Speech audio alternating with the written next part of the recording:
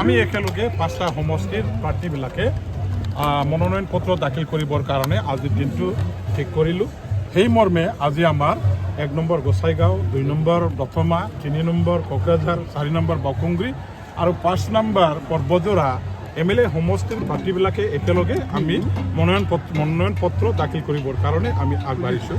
আজি মনোনয়ন পত্ৰ দাখিল কৰাৰ অন্তিম দিন আৰু সেই দিনাখন আমাৰ আজি মানে আমাৰ কি কয় সেইটো ভগৱান মহাদেৱৰো এটা পবিত্ৰ দিন, সোমবাৰ দিন।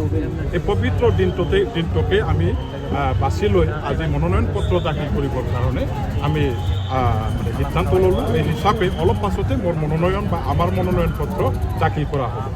হাজাৰ হাজাৰ লাখ লাখ মানুহবিলাকে আজি এই মনোনয়ন পত্ৰ দাখিল কৰাত তেখেতসকলে স্বতঃস্ফূৰ্তভাৱে নিজৰ নিজৰ অঞ্চলৰ পৰা নিজৰ নিজৰ সমষ্টিবিলাকৰ আমাৰ প্ৰাৰ্থীসকলক জিকাবৰ কাৰণে, জিকাব মাত্ৰ নহয়, বিপুল একেবাৰে ৰেকৰ্ড আসামৰ ভিতৰত ৰেকৰ্ড সৃষ্টি কৰি এটা আমাৰ মানে জিকাবৰ কাৰণে এটা উদ্দেশ্য লৈ পেলাই আমাৰ ছাপৰ্টাৰসকলে শুভাকাংক্ষীসকলে আজি ইয়াত তেওঁলোকে ৰাতিপুৱাৰ পৰাই মনোনয়ন পত্ৰ দাখিল কৰাৰ এজন সাক্ষী হিচাপে হ'বৰ কাৰণে আমাক লৈ তেখেতসকলে সমৰ্থন আগবঢ়াই আহিছে।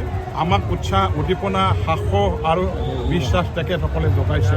আমি এই ৰাইজৰ আস্থা বিশ্বাস লৈয়ে, ৰাইজৰ এই বিপুল সমৰ্থন লৈয়ে, ৰাইজৰ এই শক্তিটোকে আগত ৰাখিয়ে আজি আমি মনোনয়ন পত্ৰ দাখিল কৰিম। ইয়াৰ পিছত আমি নিৰ্বাচনী মানে যুঁজৰ যিবিলাক ক্ষেত্ৰ আছে নিজৰ ক্ষেত্ৰখনত আমি আগুৱাই যাম, ৰাইজক আগত ৰাখিম। মই বিজয় বুলি মানে বিজয় সাব্যস্ত কৰিবৰ কাৰণে উদ্দেশ্য লৈয়ে নিৰ্বাচনত অংশগ্ৰহণ কৰিছোঁ। মই নাজানো কোনে হাৰি যায়, কোনে উৰি যায়, মই সেইটো নাজানো। কিন্তু মোৰ জিকা 100% মানে একেবাৰে কাঠাং। মই 90% ভোট লৈ পেলাই জিকি যাম। অকল মই নহয়, আমাৰ কোকৰাঝাৰ জিলাৰ Gossaigaon 1 number, 2 number Dotma, 3 number Dotma, 4 number Kokrajhar.